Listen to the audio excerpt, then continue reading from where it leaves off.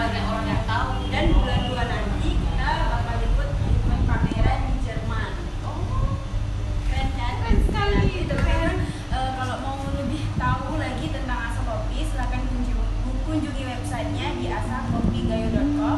Nanti di sana ada kontak admin kita, bisa langsung chat dan tanya-tanya. Kalau teman-teman nggak tahu sama sekali tentang kopi, bisa nanya dari nol. Nah, ini sekarang kita mau lihat-lihat kopi ya. Oke. Biar ini bisa bedain nih mana kopi Arabica, yang mana kopi Robusta.